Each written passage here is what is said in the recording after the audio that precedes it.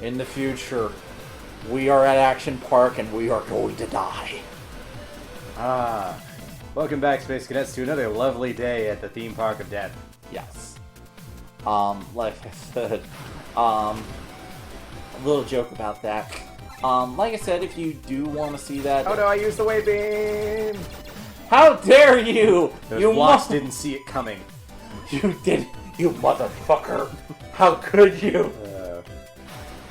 You have to take the path of redemption. That's right, there's like a boss that I think is coming up soon that I remember being kind of tough, and I'm not going to use the wave beam on it, so this could be interesting. It's going to get very interesting very quickly.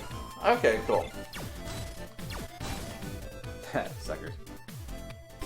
Map 4. Yay, you found map 4. Of course, now I have to like walk back.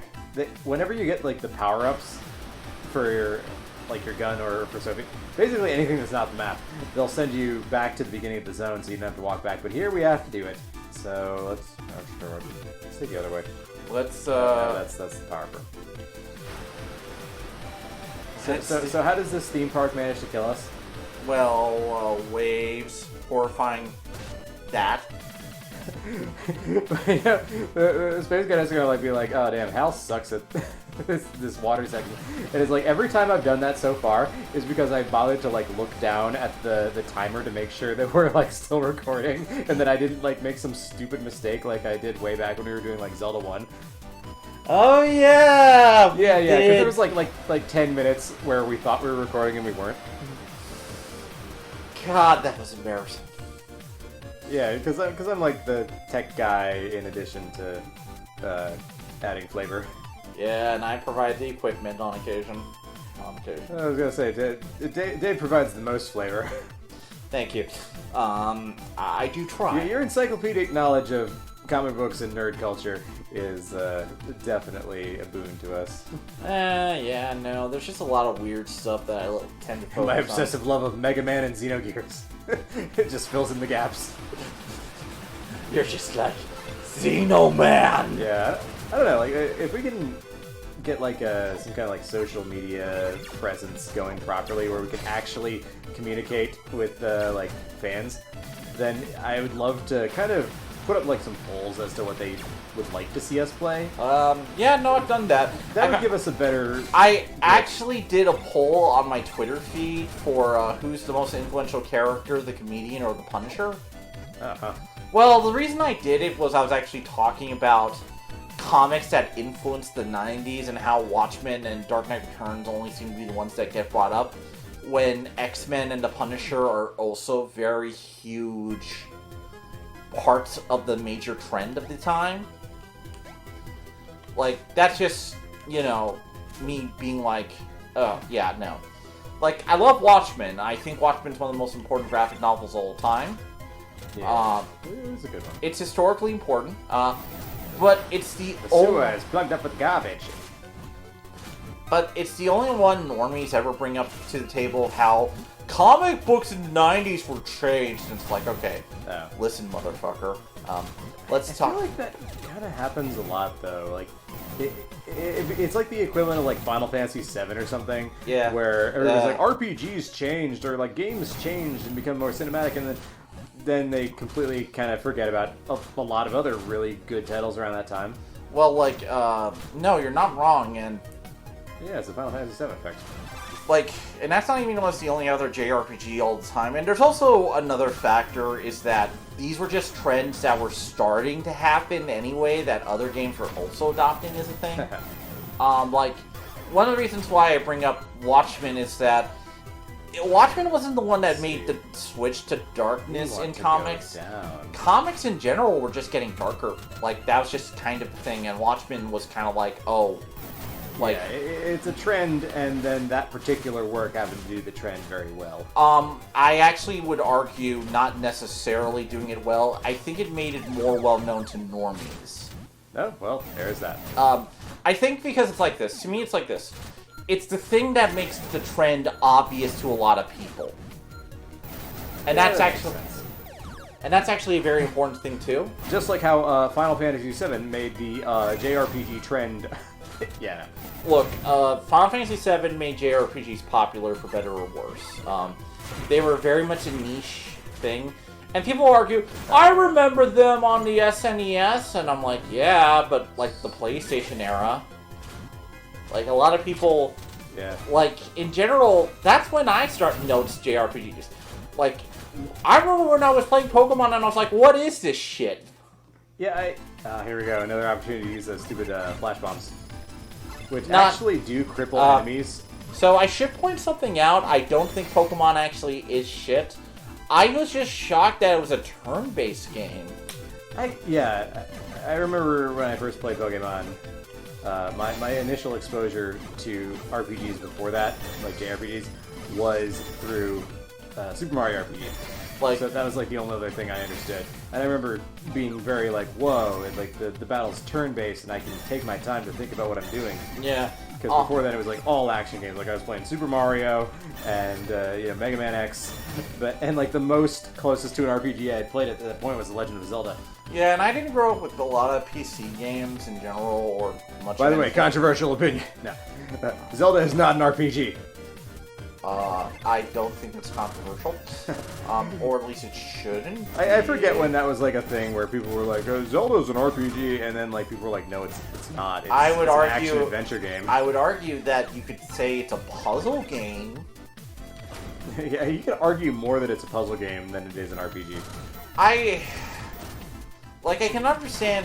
I would say that at best, Zelda has always employed light RPG elements, but I mean like the thinnest light possible. Yeah, there is no spreadsheet of statistics that determines Link. Like, you get the health power-ups. Super Smash Bros. Is more of an RPG because there is a spreadsheet of all the statistics related to your characters. You're not necessarily wrong on that one.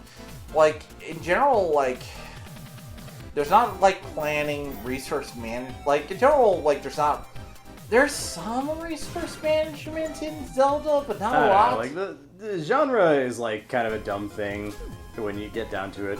Then, yeah. I wish I was being original in saying this, but I remember hearing some, like, discussions and arguments where, like, genre is a way of kind of, like, describing what a game is, but it's also an unfortunate thing that it can sometimes pigeonhole it.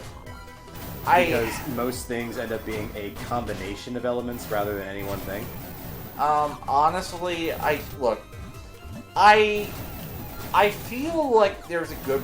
I understand people are like, oh, why is everything genre? But it's like, look, sometimes it's good to help description. It's just when you, look, like anything, it's a tool that can get overused and abused by dumb people. Yeah, like, I'm not saying that we shouldn't have it, I just realized no. Especially these days, it can be very limiting. So I've been kind of bad lately. I have a lot of games on my shelf that I've been, like, meaning to play but haven't, and one of them is Data Boy. That is God of War 4.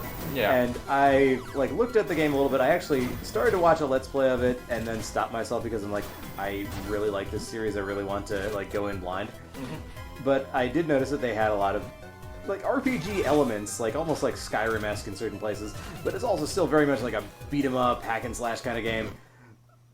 And so it's like it's a lot of things. Yeah. And also we got a huge mutant. Look, guys, it's Wolverine. That Wolverine is a small mutant. Dude, Wolverine's like 5'2" or something.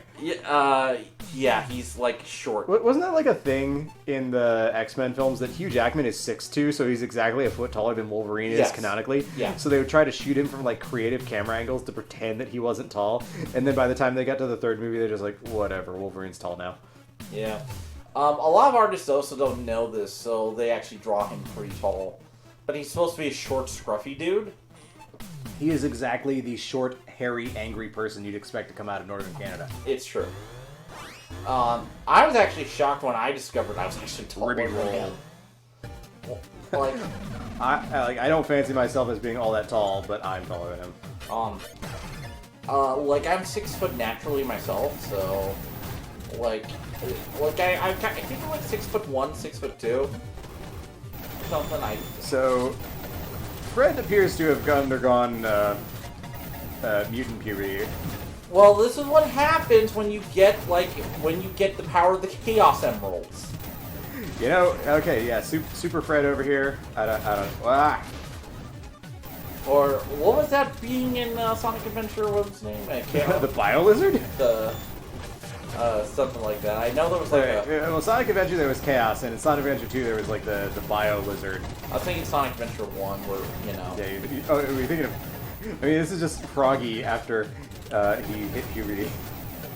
Froggy, big. Now I am the big one. No, I am big. Yeah, this guy is like fun to fight because there's so much like action and movement. Yeah. Normally, he is a huge pain on like destroyer mode. I can imagine. Well, because destroyer mode rearranges the power ups, so you actually have weaker weapons at this point in the game. Oh fuck! Oh no, we just killed Fred. Fred's dead. But hey, at least he dropped a key. That's good. Although I suppose because because the characters aren't talking about it, it's kind of obvious that was not actually Fred.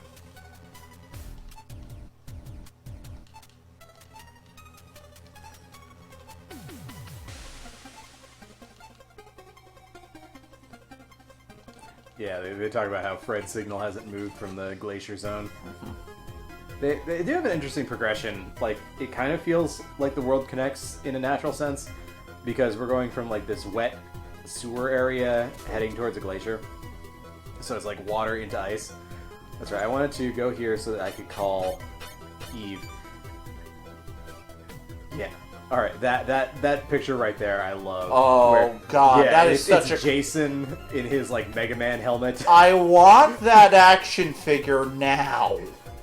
Dude, like, they did so much with a game that people had largely forgotten. Also, Waifu-chan's pretty kawaii. Oh yeah, or warhead missiles. With this sub-weapon, you fire 3 missiles at once. So she always has things to say. Yeah, that's why I don't know. I'm trying to figure out what like the classification is for this game, because like it pretends to be 8-bit, and a lot of its sprites have very few colors, but at the same time they do a lot of things that you absolutely could not do back on the NES. And so it's like I don't know, it's like 8.5-bit or something like that if you want to phrase it that way. Yep. Because it doesn't have the variety of colors that like a 16-bit game would have had.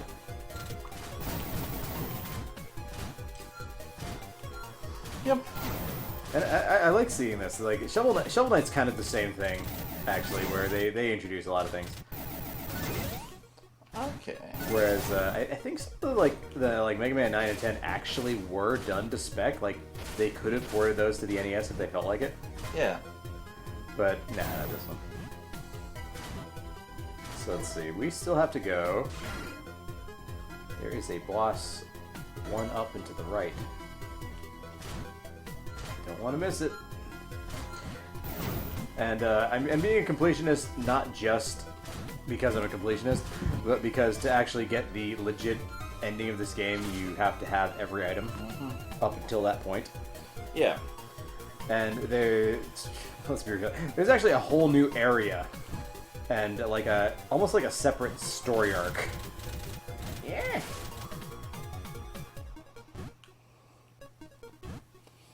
Which is that's actually pretty similar to what we saw with Azure Striker Gunvolt.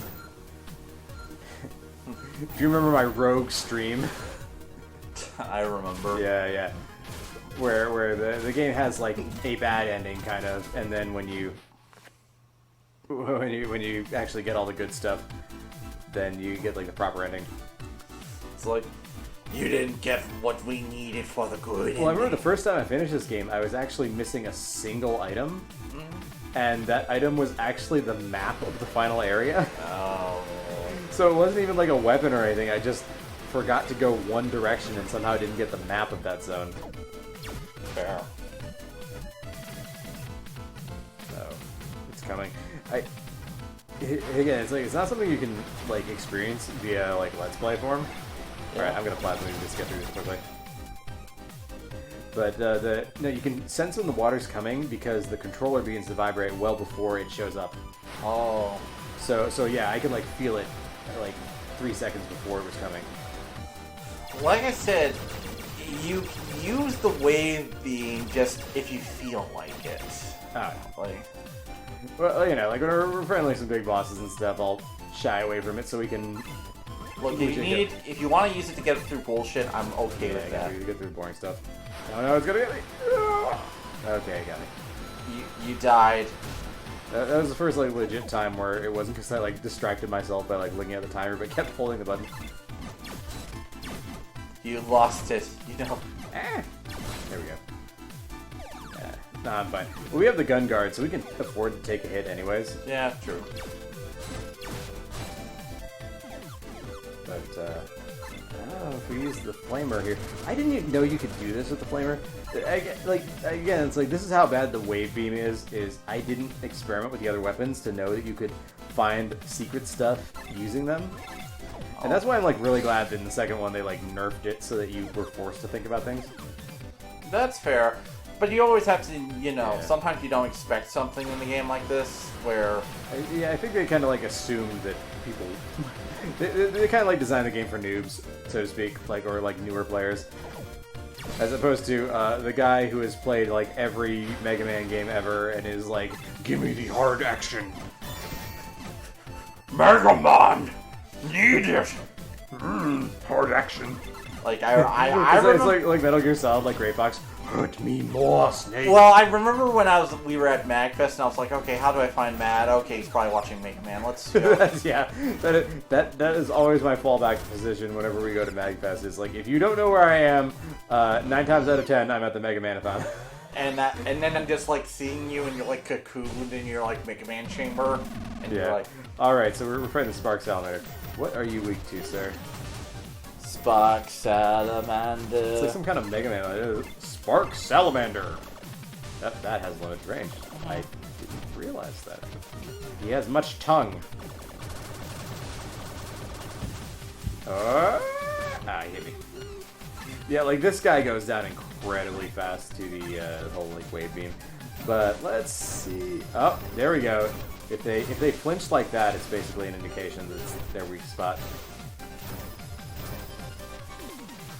You're just like, I'm gonna make myself a challenge today. But he is Spark Salamander, so you might as well Spark Mandrill him. I kind of like War of Attrition him at the very end, just dropping all the grenades on him. Attrition. Yeah, I'm very on the fence. Like, did the devs like expect you to get good?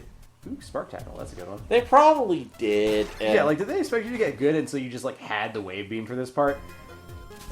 Or were they like, oh no, like we carefully designed this so that you can learn the strategy and understand it. Look, we also just don't know how long they had to make this game. Yeah, considering this was like a $9.99 game, like I may have been very much just like a side project between like Gunvolt games. Yeah, but it's very interesting because like it doesn't feel like they skimped out anywhere. Yeah, Like it got definitely the amount of attention and love that it needed to be what it is. definitely. How many areas do we have left? I was gonna say what are we in Area 4? It goes up to like Area 9. Wow. Jesus Christ. I was gonna say like yeah, it's not super long, but yeah, it's a solid length, especially like a first time through the game. Mm-hmm. It actually like very much in line with like kind of a NES kind of game. Yeah, true. It got me, He-Man. You're now gonna become the new She-Ra. No, I don't want to be. I actually read the She-Ra graphic. They told me it wasn't for me. So I actually read the She-Ra graphic novel very recently. The Fire Princess is what it's called. She-Ra and the Fire Princess. It was awful. Wait, was it based on the Netflix show? Yep. Well, of course it was awful. I didn't expect it to be that bad, actually. Look. We have subverted all expectations and become even worse than you could have imagined. Yes, actually. No. Seriously, like that show, it's widely known I'll that show is just like fanfic. Dude, I'll show you later. I want to show you 2 pages I actually took out of an action scene. Oh god. And here's the thing, half the comic is action. Okay. And my god, But it's not good action, I guess. Dude. They don't know how to draw people punching each other. Well, that's like Comics 101, yeah. Look, just look up Sal Buscema punch. I'm afraid to, Dave. I'm afraid to. No, seriously. He draws some of the best punches in the business. Oh, okay. I don't know how Sal Buscema is like. No, Sal Buscema is one of the best comic, Oh, there's like one more boss in here. Let me actually just... Yeah, let's get up here. Let's get to the boss. Look, if you guys want to take a look at interesting, just... The guy... Alright, here we go. We've succeeded. Wait, okay, because we can still talk to Eve while we're in here. I want to know what she has to say Here, about the striker. just take a look at this. Oh man, that is Spider-Man punching someone into next week. Yeah, he knows how to draw a fucking punch. And level 6, striker. This fires a lightning-based shot that will also hit enemies that are near the target. Try using it when there's a lot of enemies. Yeah. Oversurge. Wait, what? Why did I say that? Yeah. Yeah, that's a Gunvolt reference. Yeah, here's another one. It's very similar. Nice. But yeah, that is pretty similar. Again, just look him up and it's basically like... Yeah, okay. Now, Dave has the encyclopedic knowledge of comics, and I just trail behind. my encyclopedic knowledge is dedicated towards certain video games, mostly. Well, to me it's like this, since I'm a comic book dude, and I'm also a manga dude too, I feel like more people know about manga. I feel like promoting comics a bit, just to show, hey, look, it's not all just this shit. I think that somewhere down the line, people found manga and anime really accessible. And dude, it's in Borders, Barnes and Noble, I guess not. Well, at the same time, they were finding that manga and anime was accessible. They found comic books to be inaccessible for some reason. Look, and I think that's kind of how there's we got a lot to where of we are. stereotypes about comics in general. They're just are, and now we're back here. And I don't want to be, and I'm not trying to be a dick about it or say that one's better than the other. Yeah. No, I think both manga and comics have their places, and I don't. And here's the thing, I want them to learn from each other. That would be a nice thought. I think there are better ways to do things. Because manga, I want more credits. Oh, for all the different artists? Yeah, I just don't want to hear, I just don't want to see by Ichiro Oda. I want to know who helps him with what.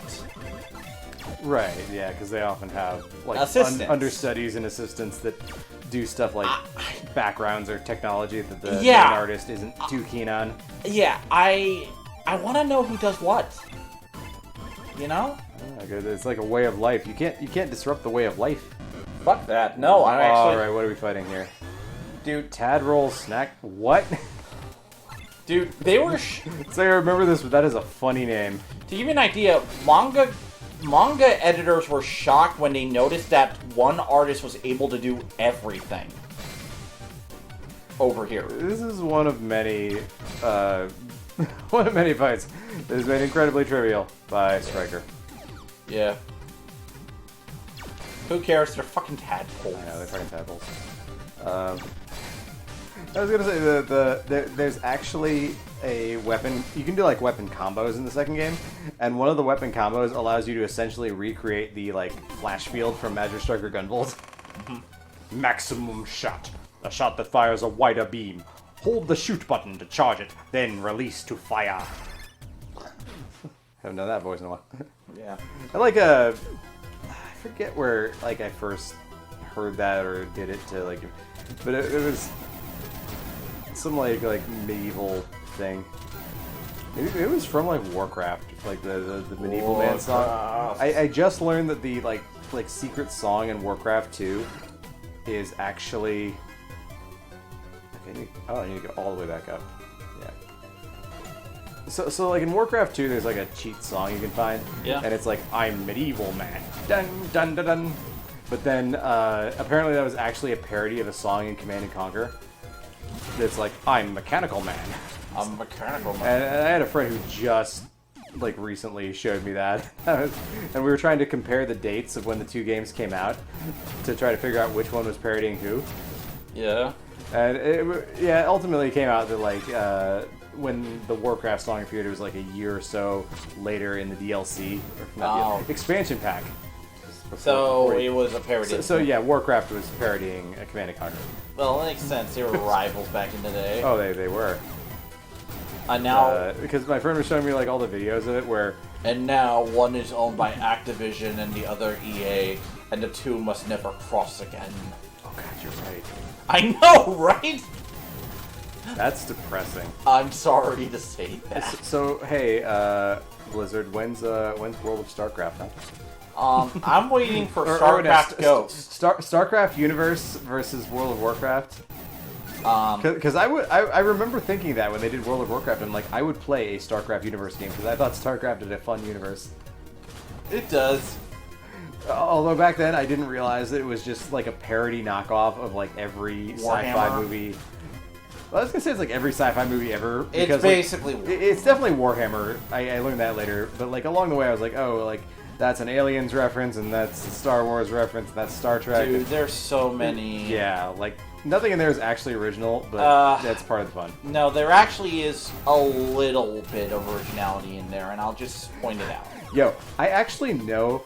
Okay, so I know this lady that I met her online through like various like groups I was in, and so we were talking one night, and she was like, "Oh, my daughter Kerrigan," and I'm like, "Kerrigan, like the StarCraft villain?" And she's like, "Yeah." I'm like, "Okay." Yeah. No. So, honestly, I think that's really cool. The southern. My kids are gonna be like Link or Zelda. There's not a lot of games that actually tend to give Earth a southern flavor in space western terms. Yeah. For like Earth colonist stuff, it's usually a more neutral tone. So so that's actually kind of unique. The fact that Raynor is a southern like sci-fi protagonist. Yeah. Like I'm just pointing it out. Because wasn't like the idea that like what the people that ended up out there were like the rejects and like prisoners and criminals. Yeah. They just like Earth was overpopulated, so we're like, let's just send them to space instead. All right, so this it's part's Gundam. This part's tricky because so you can they do give you a hint. I like that they give you a visual hint here where the ladder is kind of a background element that's broken, but it tells you that there's a ladder beneath here that you must catch or you're going to die. Okay. So did it. Okay. Me. But now we need to get the tank. Oh. Yeah, that's the challenge. Actually, you know.